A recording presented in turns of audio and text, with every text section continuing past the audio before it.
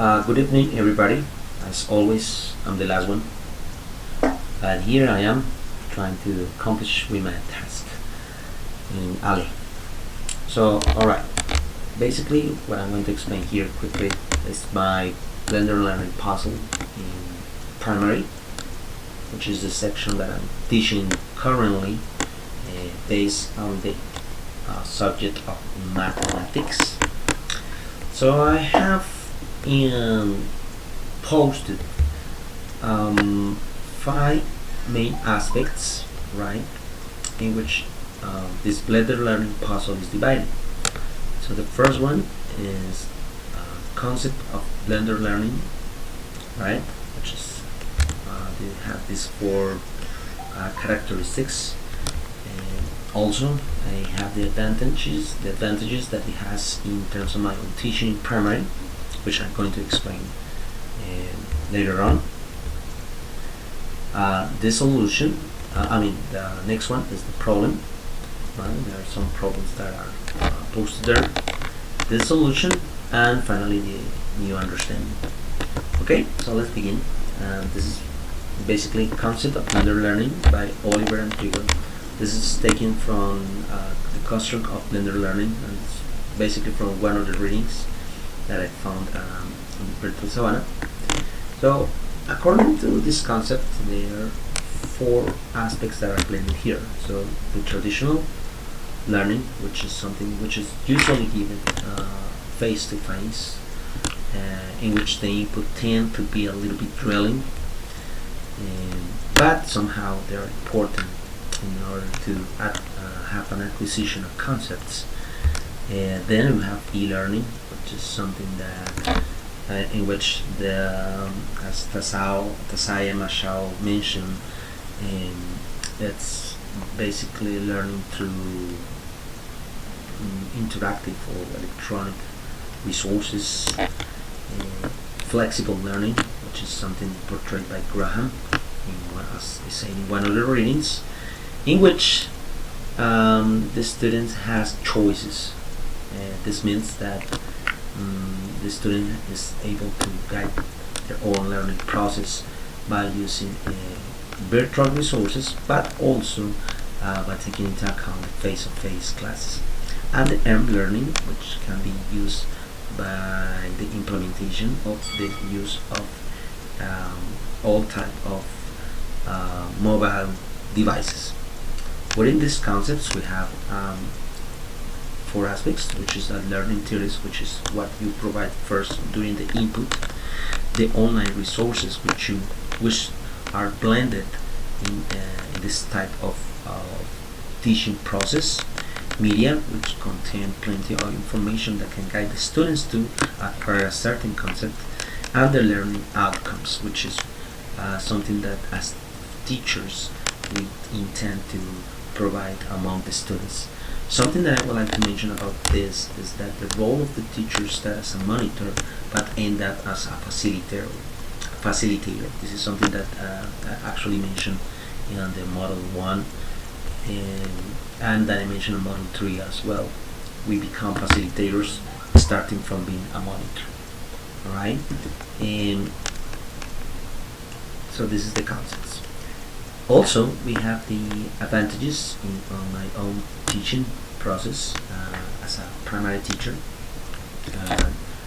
As I mentioned before, here is when I start as a monitor and become as a facilitator.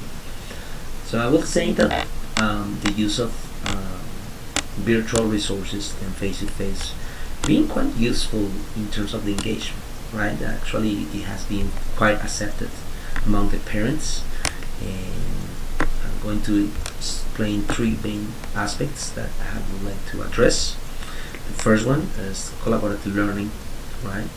Because it has helped me somehow to construct knowledge among them, right?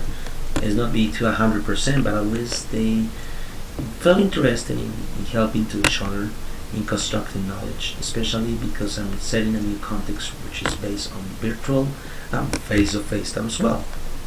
Also, it's a good engagement where I include technology and content and context, right?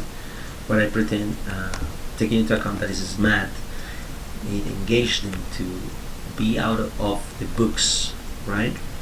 To be out of the drilling parts, and that's something that's been quite catchy to the students, because I include technology and content and content as well, and digital communication, because it allows me to um, provide another environment, a learning environment, in which they can learn and interact at the same time.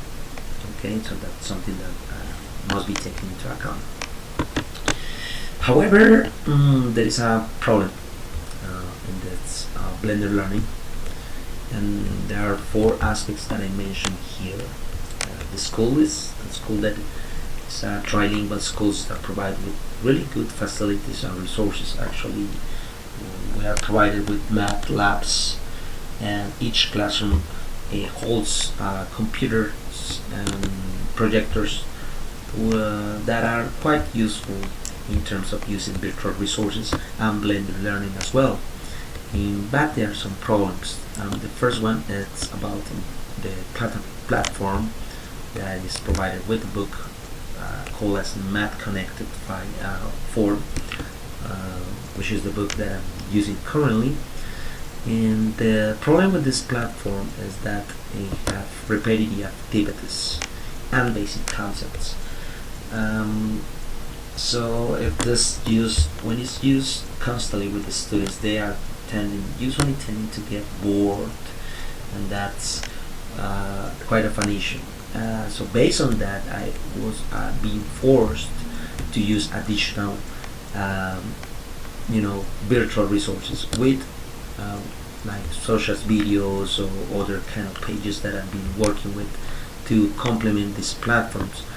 And although there is good to have other resources, is also time consuming. And instead of that when we're working at schools, time is something that we don't actually have. Okay, also the school reluctance.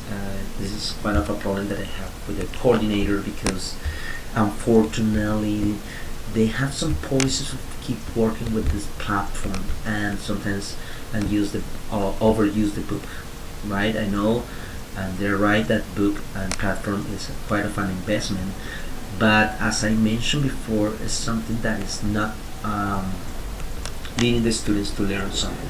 So I have to say that it's been quite of a problem. Lack of time, because I don't have time, to be honest, and parents don't have time either. They work, and I have to work on other things. So for them, it's kind of hard to see what the students are doing, and to me, because I have other duties besides creating platforms or using new resources to create a good blended learning. And sometimes the base, because of the activities, several activities that we have for the school, we don't have, our lessons are quite short, and sometimes we don't have the time to have instruct the learners to use the resources to provide a good process based on blended learning. So that's the problems I mentioned. However, I have to say that there are a solution that I believe there are three aspects that could be the solution. The first one is instructional videos, which something that I've been using since I started primary, and usually use instructional videos through YouTube. I think Professor Carolina have seen some of my videos, so through here I'm trying to complement the concepts. So that's something that I can, it's like an additional thing that consumes time but also helps to fulfill the limited platforms. And also, another thing that I think is good is to encourage parents. How can I get to encourage parents? By training, by setting a kind of commitment among them. They have to help, right? They have to be committed to have some sort of tracking to what the sons or daughters are doing. So it's very important that through instructional videos or through a workshop, that it can be sent to them, or I don't know, set some sessions in which I can communicate with parents. I can help them and train them to lead them to use other resources that can help them to fulfill the platforms and the limited platforms on the math books. In addition, I can use the sandwich model, which is something I saw in the readings by Collins and Peters. And basically, there are three steps even here. The first one is to prepare. That means to provide with a good input in which I can set the rules and the objectives that I intended with blended learning, and face-to-face, of course, right? And face-to-face is going to help me complement what is going to be implemented through the virtual and interactive resources. Second of all is the acquisition, in which I have to be the monitor, but also I've led students to interact. Okay, the acquisition of concepts is based on the input that I have prepared face to face or in a virtual way. And third, as a third and final part is the follow up. Once the students get these concepts and get all the resources virtually and face to face, then is the time for constructive knowledge and to have peer feedback and still feedback from me, and the integration of the previous skills that I mentioned before. Right at this point, and become not a monitor anymore, and a facilitator. In terms of the school, this is what I'm doing so far. I'm trying to integrate what I'm using from the instructional videos and from the workshops, so they can acquire a complete understanding of what I'm trying to do through blended learning. I believe that I have pending this part, which is the training to the parents that allows them, and the commitment that I have to provide among them. Once I get this part, I'm going to be able to have all this complete, right? Because they're going to be my help at home. They're going to be the trainers of the students I'm training through blended learning. Finally, I have the new understanding, and this is based on what I have mentioned previously. And this is about content materials. That means that I have to be more skillful in completing and finding content materials that can fulfill these platforms and the books as well. Also, it's quite important to have a parent's profile, and this is actually what I mentioned before. And when I'm talking about parents' profile, is to know what do they think about these resources, right? That way I'm gonna be able to start a training part and a commitment, whether it's from instructional videos or workshop, or through a training by the schools. Once I get them to stop their reluctance, as I mentioned before, and to know my learners' profiles. When I'm talking about learners' profile, is to know their needs. What do they really need in terms of the learning process, and what is possible to use based on blended learning possible. Okay, so this is basically what I wanted to explain. I hope that you have understood this, and thank you very much. Good night.